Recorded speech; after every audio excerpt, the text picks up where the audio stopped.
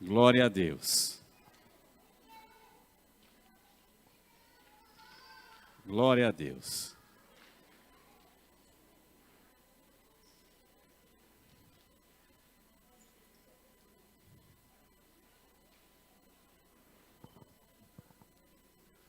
Nós vamos estar meditando na palavra do Senhor nesta noite, por alguns instantes.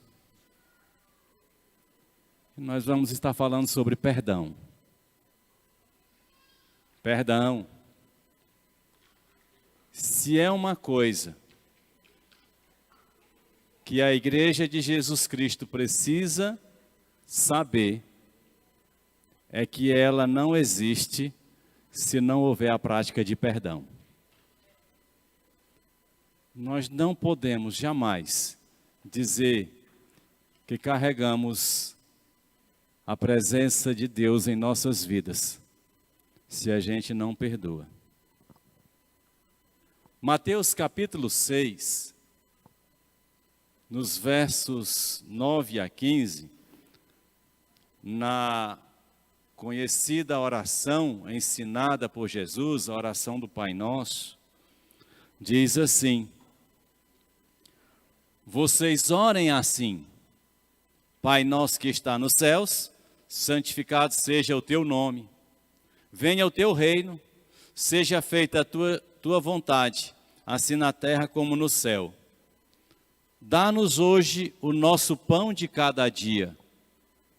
Perdoa as nossas dívidas, assim como perdoamos aos nossos devedores. E não nos deixes cair em tentação, mas livra-nos do mal, porque teu é o reino, o poder e a glória para sempre. Amém. Versículo 14. Pois, se perdoarem as ofensas uns dos outros, o Pai Celestial também lhes perdoará. Mas, está na Bíblia, mas se não perdoarem uns aos outros, o Pai Celestial não lhes perdoará as ofensas. É a palavra de Deus, é a palavra do nosso Deus, que é bem clara. No 12 ele diz, ensinando a oração, e é que muitas vezes nós fazemos quando dizemos: perdoa as nossas dívidas, assim como perdoamos aos nossos devedores. Perdão é um dos grandes pilares da palavra de Deus, verbalizado em Cristo Jesus. Jesus foi quem mais falou de perdão. E nós vamos observar que aqueles que receberam ou que recebiam a palavra de Deus também estavam sendo ministrados para perdoar. Quando nós observamos em Lucas 23, 34, nós encontramos a palavra do Senhor que diz assim: Jesus disse: Pai, perdoa-lhes, pois não sabem o que estão fazendo. Então eles dividiram as roupas dele, tirando sorte. Lá na cruz, no momento de angústia, dor, sofrimento, humilhação, Jesus brada em alta voz, falando, pedindo ao Pai Celestial, pedindo ao Deus Todo-Poderoso, ao Criador, dizendo: Pai, perdoa-lhes, pois não sabem o que estão fazendo. Mas, muitas vezes, nós não temos essa postura de perdoar. Mas quando nós observamos, no continuar da palavra de Jesus, Atos capítulo 7, versículo 59 e 60, vamos encontrar um jovem que provavelmente esteve com Jesus. Porque quem não conheceu Jesus naquele lugar?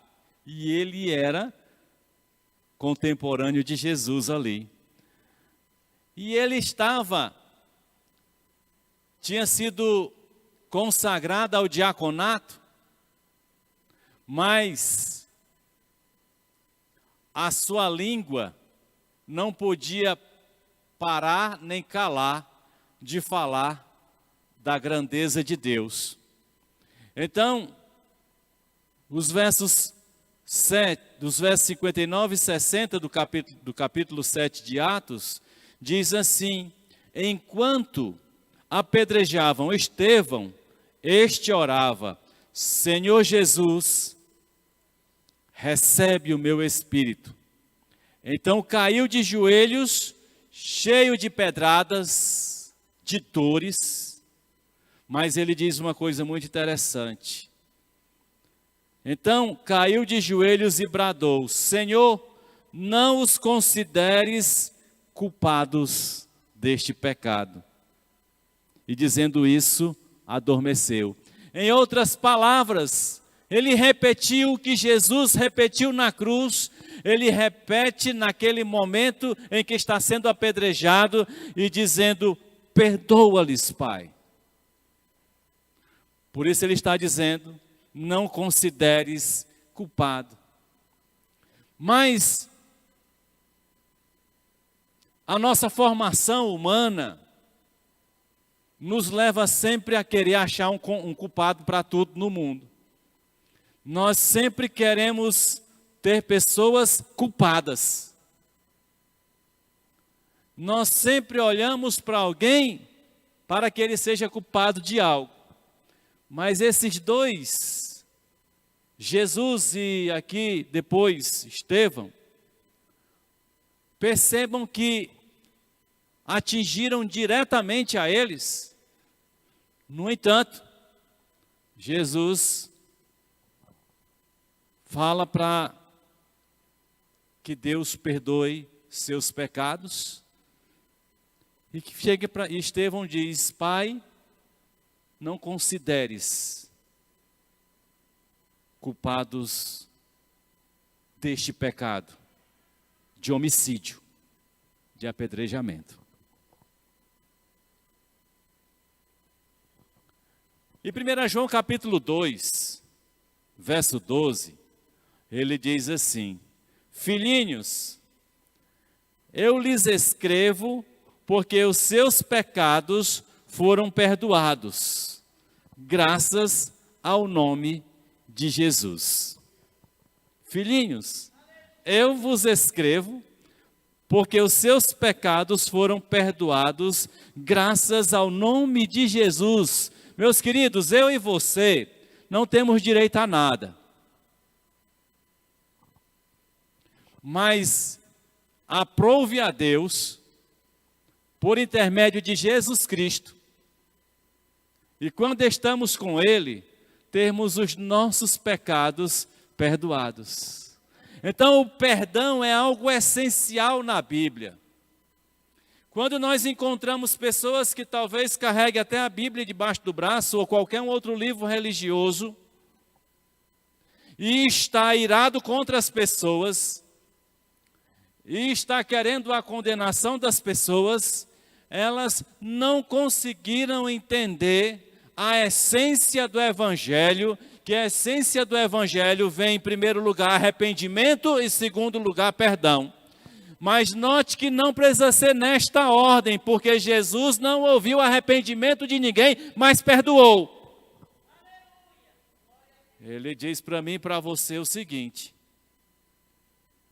que se alguém fizer alguma coisa a mim ou a você, eu não preciso que ele se arrependa e venha pedir perdão. Ele está dizendo, nesses textos que nós lemos, que se nós formos atingidos, nós precisamos perdoar. Eu sei que tem escalas de situações que são mais sérias, mas Jesus talvez tenha o ápice de tudo isso. Estevão talvez esteja o ápice de tudo isso.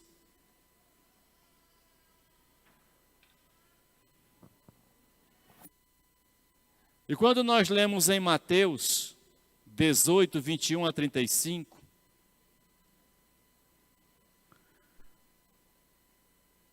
nós vamos ver uma coisa interessante, que perdoar é dispensar a dívida.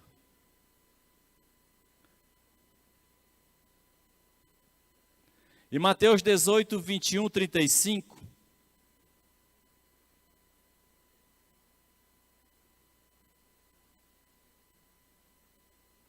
diz assim: então Pedro aproximou-se de Jesus e perguntou: Senhor, quantas vezes deverei perdoar a meu irmão quando ele pecar contra mim?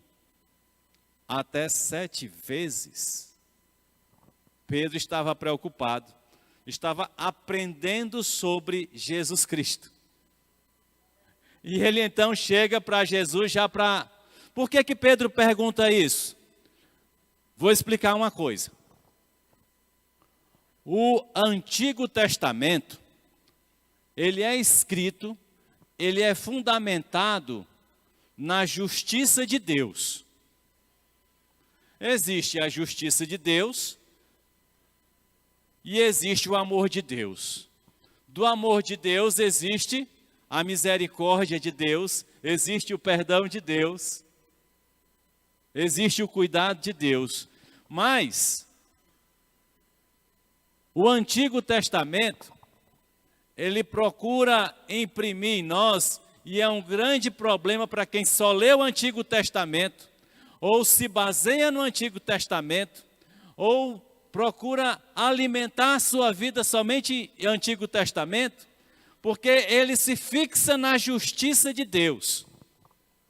Agora, esta justiça de Deus, precisamos entender que ela foi lançada na palavra numa época em que existiam outros códigos, como o Código de Hammurabi, como a Lei de Talião, olho por olho, dente por dente, pé por pé. E o Torá, que é a lei mosaica, a lei dos judeus, também reflete essas coisas, porque olho por olho, dente por dente, pé por pé, mão por mão, é falando de uma justiça que eu quero que seja feita. Mas quando nós nos apegamos a esta justiça, nós nos escorregamos e entramos numa situação muito crítica. Porque querer a justiça de Deus, para quem conhece a Jesus Cristo, é querer que Ele salve as pessoas.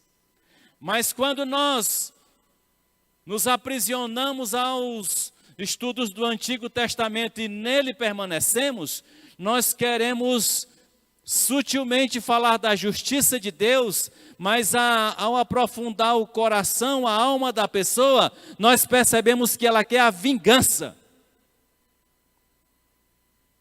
Porque quando você vê alguém que comete um erro, e você diz que a justiça dele venha, em seu coração não está falando de justiça, está falando de vingança. Esse é um perigo. E não nos compete o desejo de vingança de nada. Esse é um grande problema. Então Pedro, conhecedor pelas sinagogas, pelos ensinos das leis do Antigo Testamento, ele já vai chegar para Jesus, talvez e ele achou que já estava de bom tamanho, e dizer: Senhor, até quantas vezes deverei perdoar ao meu irmão quando ele pecar contra mim? E ele, talvez querendo abafar, ser o tal, chamar a atenção de Jesus, ele diz: até 7 vezes? O objetivo dele aí é criasse uma certa benignidade diante de Jesus dele. Mas se deu mal, porque o que ele ouviu, ele ficou de queixo caído, quando a gente fica também. Porque Jesus respondeu: eu lhe digo, não até 7 vezes, mas até 77 vezes. Traduzindo 70 vezes 7 vezes, está dizendo: eu tenho que perdoar indefinidamente aquele que faz algo contra mim. Por que é que eu me magoo? Por que é que eu não quero aceitar essa palavra? Por que é que eu acho estranho? Porque ainda estamos na transição entre o novo e o velho homem. Porque quando o novo homem cresce em nós, nós vamos aprendendo mais e nos entregando mais. Mas quando o velho homem se manifesta, aí então nós não conseguimos entender o que Jesus está dizendo. E eu já ouvi de pessoas dizendo assim: eu sou convertido, mas meu braço não. E quer bater nos outros, né? Isso não existe. Mas quantas pessoas dizem isso? Eu sou convertido, mas meu braço não. A conversão, ela é completa. Ela não é pela metade, viu? Não é por partes. E Jesus continua: por isso o reino dos céus é como um rei que desejava acertar contas com seus servos. Quando começou o acerto, foi trazido à sua presença um que lhe devia uma enorme quantidade de prata. Aqui na NVI está dizendo uma enorme quantidade de prata, né? Na sua vai dizer 10.000 talentos de prata. Como não tinha condições de pagar, verso 26, o Senhor ordenou que ele, sua mulher e seus filhos e tudo que ele possuía fossem vendidos para pagar a dívida. E aqui eu quero fazer um parêntese. Quando alguém deve, em algumas sociedades, ainda hoje, e não tem o dinheiro para pagar a dívida, toma-se os bens, mas também toma-se os filhos, toma a esposa, ou ele próprio é tomado como escravo. Ainda acontece. E era uma coisa recorrente naqueles momentos, naquelas épocas. A gente aqui no Brasil não tem muito disso, né? Porque a gente sabe que todo devedor, depois de 5 anos, você não pode mais cobrar. Aqui o Brasil aqui é porque o Brasil foi feito por pessoas que vieram de Portugal, que não eram boas referências lá. Foi uma das colonizações nossas. Eu não vou entrar nesse mérito, para ninguém se chatear. Mas, se você vai para os Estados Unidos e você contrai uma dívida do tamanho que seja, se você não pagar, você vai para trás das grades. É bem diferente. Você vai preso nos Estados Unidos se você deve. Tá? E aqui então, o verso 26 diz: como não tinham condições de pagar, o Senhor ordenou que ele, sua mulher e seus filhos e tudo que ele possuía fossem vendidos para pagar a dívida. O servo prostrou-se diante dele e lhe implorou: tem paciência comigo e eu te pagarei tudo. O que é que ele está dizendo? Tem paciência comigo e eu te pagarei tudo.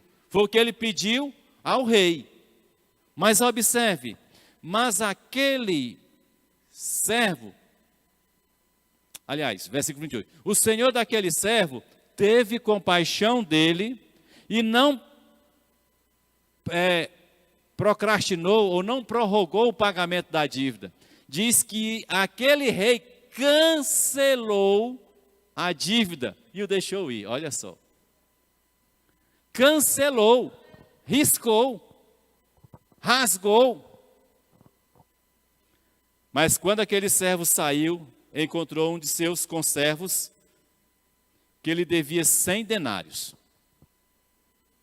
Agarrou e começou a sufocá-lo, dizendo: pague-me o que me deve. Então, o seu conservo caiu de joelho, repetiu o que aquele outro tinha feito, certo? Caiu de joelhos e implorou-lhes, quase não sai, tenha paciência comigo e eu lhe pagarei. Mas ele não quis, antes saiu e mandou lançá-lo na prisão até que pagasse a dívida.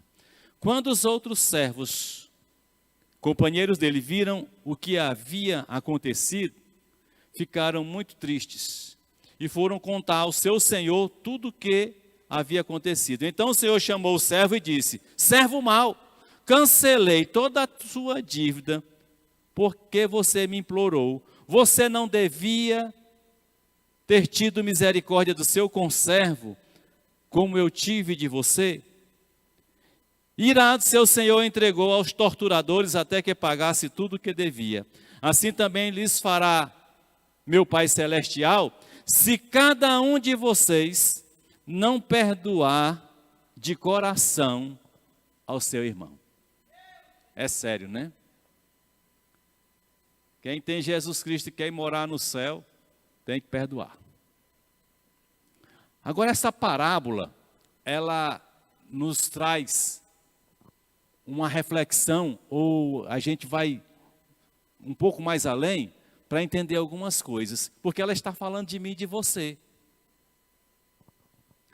Quando ele disse que aquele primeiro servo estava devendo 10.000 talentos, e o servo, que é conservo, e o outro estava devendo aquele 100 denários. Um denário equivale a um dia de trabalho, certo? Um dia de trabalhador. Você trabalhou um dia, recebe, não é? O diarista recebe aquele valor no final do trabalho, né? Pronto, um denário equivale a isso aí, um dia de trabalho.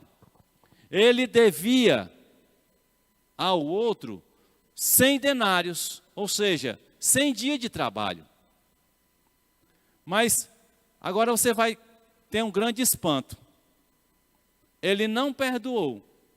Mas quando você vai meditar que aquele outro devia 10.000 talentos, você percebe que era uma dívida que não podia se pagar.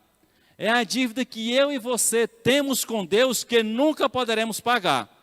10.000 talentos. Olha, presta bem atenção para você entender.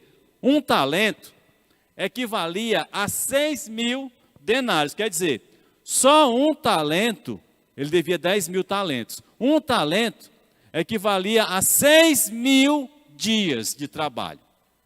Se ele devesse só um talento, era mais de quase 20 anos para pagar. Mas ele devia 10.000 talentos. 10.000 talentos são 60 milhões de denários. São 60 milhões de dias de trabalho. Quem é que paga isso? Aproximadamente 164.383 anos. Era impagável a dívida. Não adianta nem se questionar. Aquele cidadão foi pedir um prazo para ganhar tempo. Eu não sei como é ali, mas é uma parábola para mostrar que nós devemos tanto a Deus que não conseguimos pagar. E olha que ele cancela a dívida, ele perdoa a dívida. Agora o outro não. Por causa de 100 dias de trabalho, para quem foi beneficiado com essa quitação da sua dívida, no entanto, ele esqueceu. A palavra perdão, ela tem alguns significados. A palavra perdão quer dizer soltar, quer dizer libertar. A palavra perdão quer dizer tornar livre, dar liberdade, restituir a liberdade, pôr em liberdade deixando ficar livre. Quando em outras nações e não aqui, alguém deve e é preso e é liberto, é porque houve o perdão da dívida. Mas o perdão não se refere exclusivamente ou se refere a dinheiro, se refere a atitudes, a procedimento, a maneira como eu me comporto. Então nós precisamos liberar perdão. Nós precisamos olhar para as pessoas que talvez fez alguma coisa com a gente. O pior é que às vezes as pessoas nem têm feito nada com a gente e a gente já está achando que fez. É recorrente isso. É aquela coisa de estar acusando alguém de ter feito algo contra a gente, o que não aconteceu. Mas se porventura tiver acontecido, nós precisamos aprender a soltar as pessoas, a liberar o perdão. Perdoar é colocar em liberdade o ofensor e o ofendido. Ou seja, o perdão libera quem cometeu o ato errado e libera quem foi atingido. É algo muito importante. Nós só conseguimos ser sarados na nossa alma quando nós perdoamos. Enquanto a gente não perdoa, nós estamos escravizados.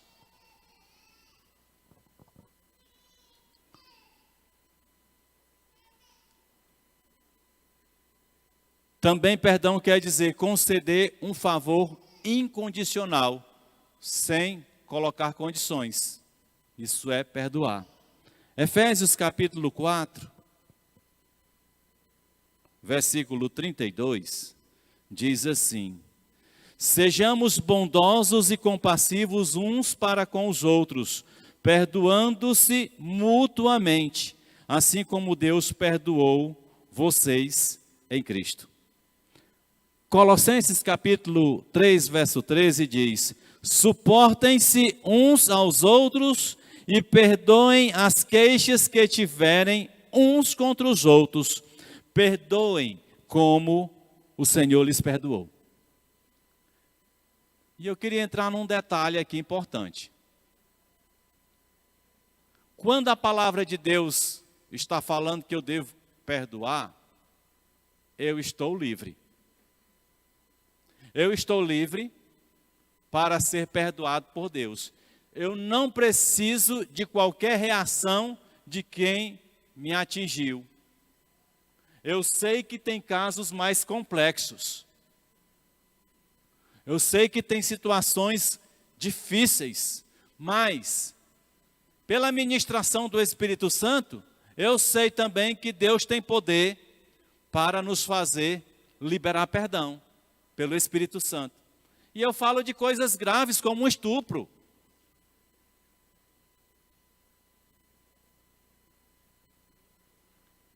Decepções nos marcam. Mas quem nos fez sentir a decepção, precisa ser liberado.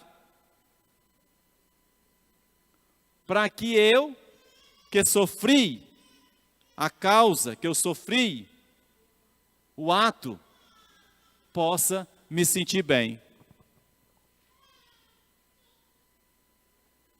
Então, quando não perdoamos, criamos uma conta chamada mágoa. Aí nós estamos fritos, porque mágoa é uma coisa que destrói, é um câncer na alma que destrói as nossas vidas. A mágoa é algo terrível.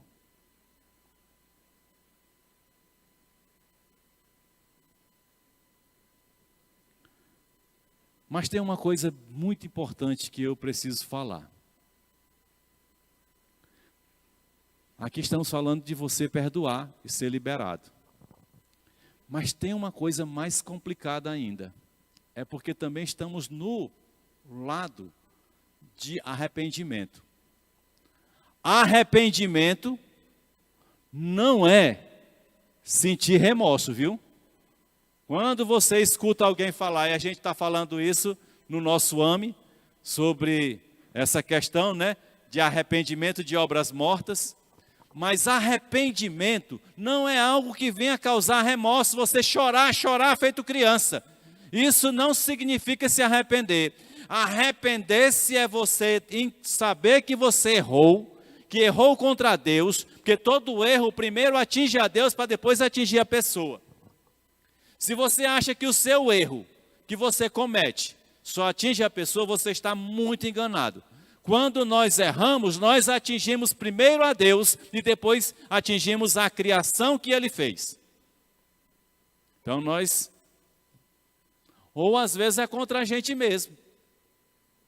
Porque quando eu faço algo que vai me fazer mal, tomar veneno, então eu estou me ofendendo, mas estou ofendendo a Deus. E o arrependimento, ele quando vem, quando reconhecemos que estamos errados, o arrependimento, ele chega até nós para que a gente mude de mente.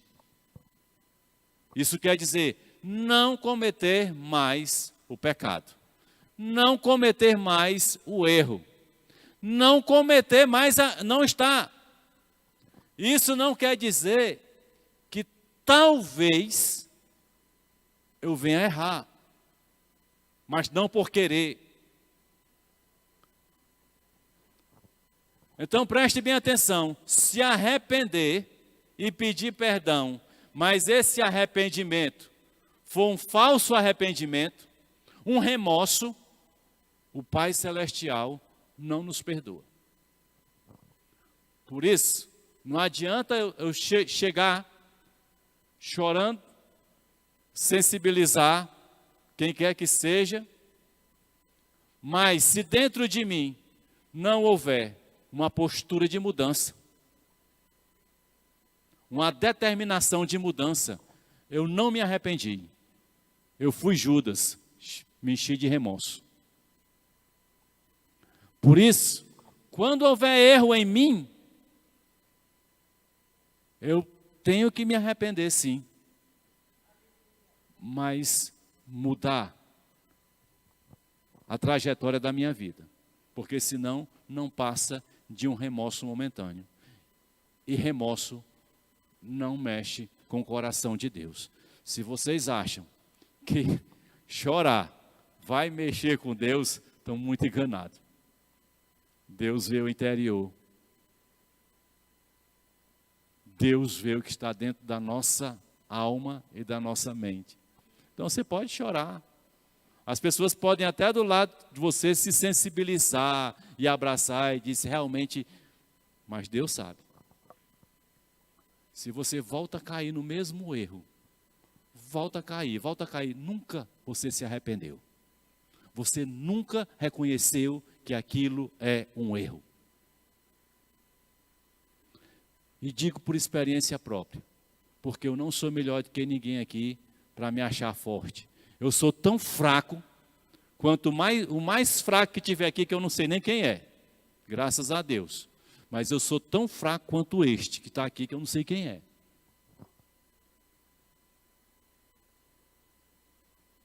Mas arrependimento é dizer, Senhor, eu vou fazer de tudo para que eu não volte a fazer mais esse erro. Aí, quando nós nos arrependemos e pedimos perdão, Deus nos perdoa. E o perdão de Deus nos libera da escravidão. É impressionante. É Ele.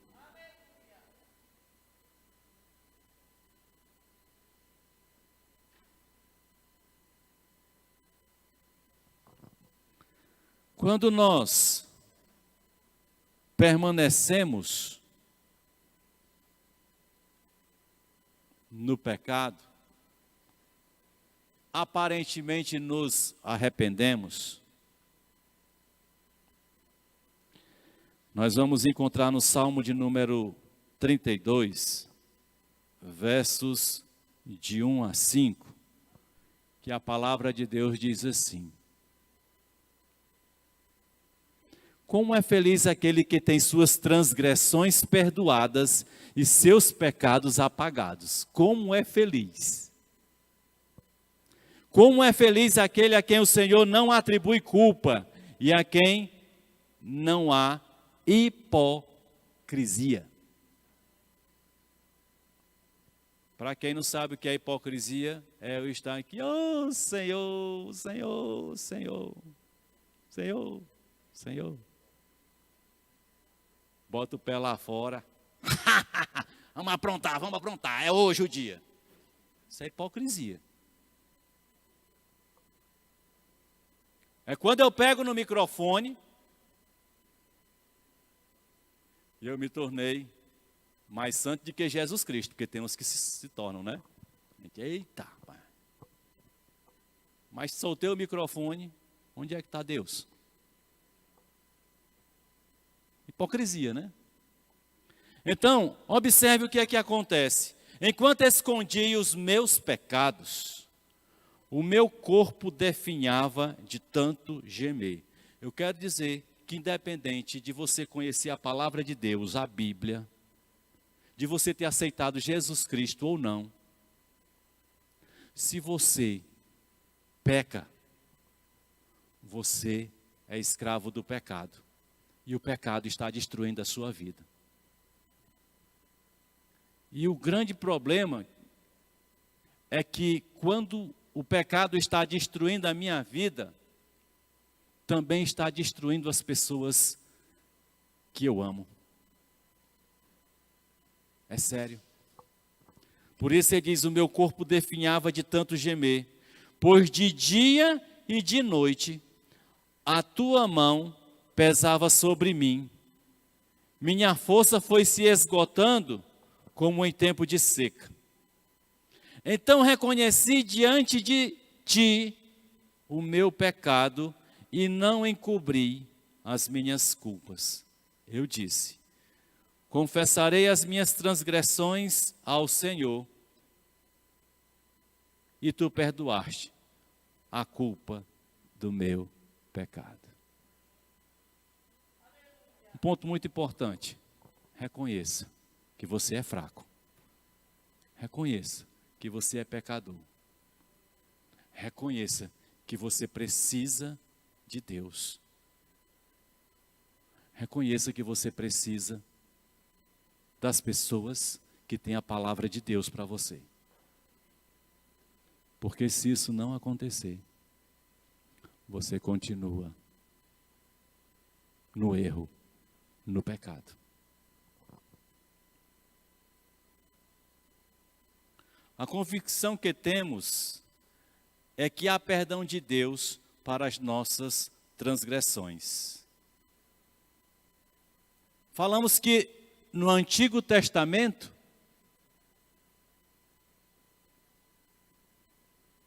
predominou o ensino da justiça de Deus.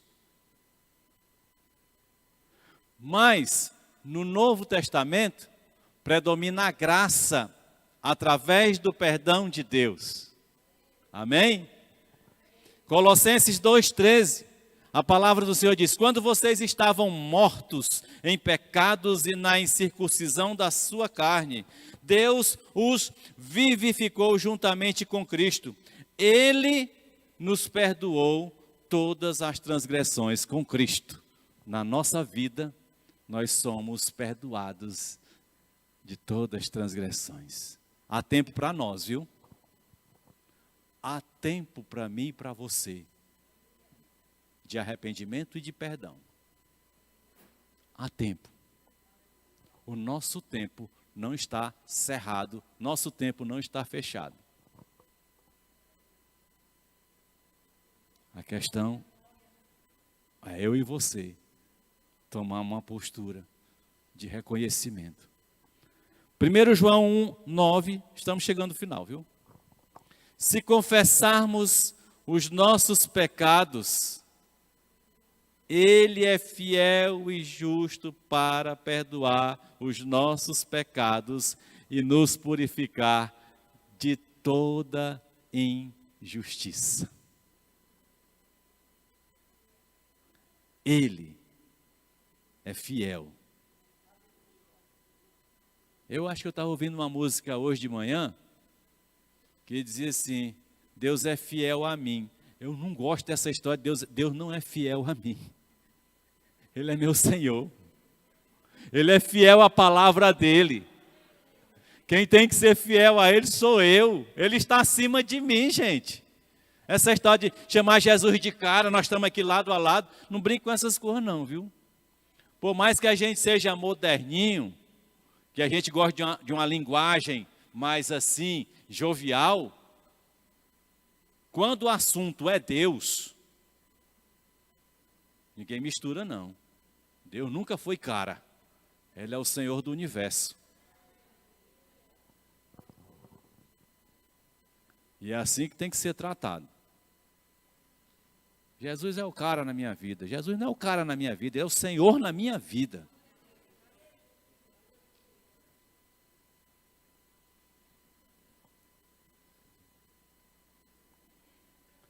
Então, quando ele diz que nos perdoa, ele está dizendo para mim e para você uma coisa muito interessante, porque Jesus Cristo, ele já cumpriu todo o plano para que eu pudesse pedir perdão e ser perdoado. Mas é mais ou menos assim, só uma exemplificação grosseira para a gente entender. Eu tenho uma conta bancária, eu tenho uma dívida boa. Brasileiro sempre tem dívida, por mais que pague em dia suas contas, sempre tem conta chegando todo mês, né? Eu tenho uma conta bancária, eu tenho uma boa dívida, e alguém deposita na minha conta um valor X.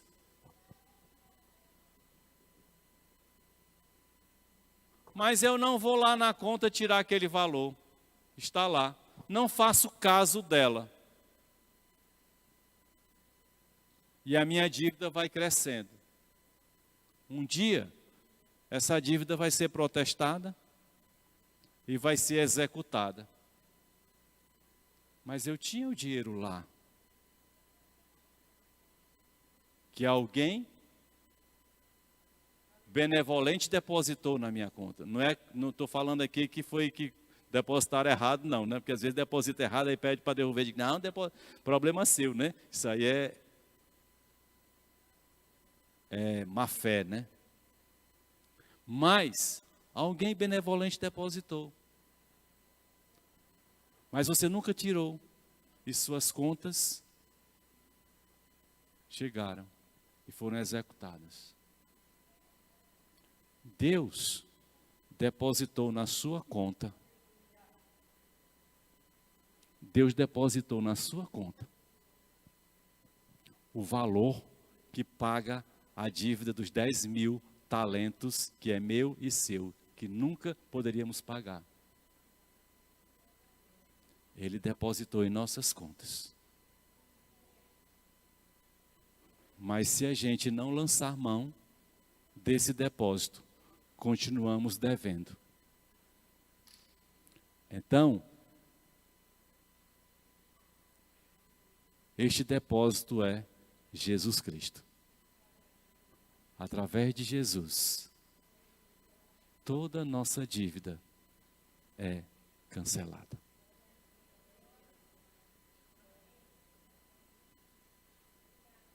Se você vem para Jesus Cristo e confessa sinceramente a Ele, se você se arrepende, se você se entrega, toda a sua dívida é apagada em Cristo Jesus. Feche seus olhos, faça sua oração.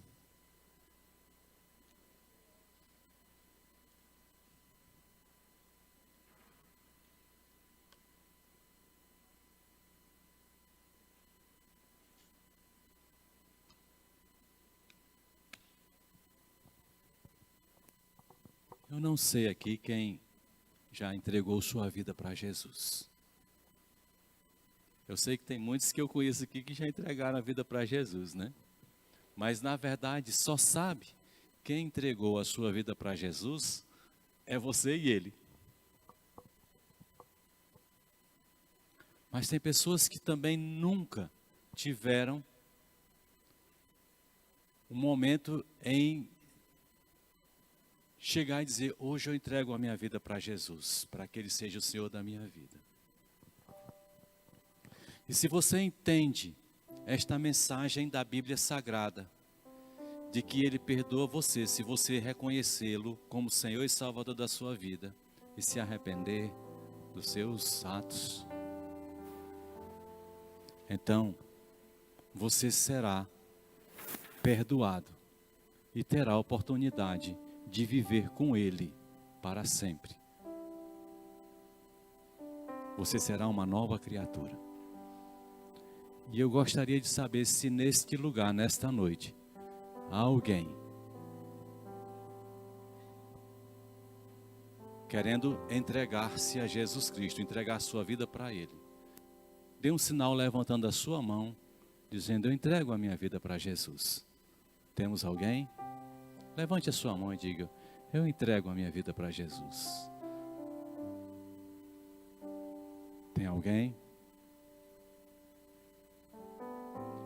Se você tem se sentido distante de Deus,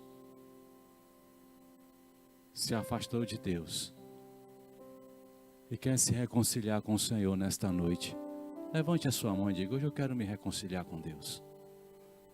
Amém. Há mais alguém? Há mais alguém que está distante de Deus, que conhece Deus, conhece a sua palavra, se distanciou, quer se reconciliar com Ele? Levante sua mão. Nós queríamos orar por você.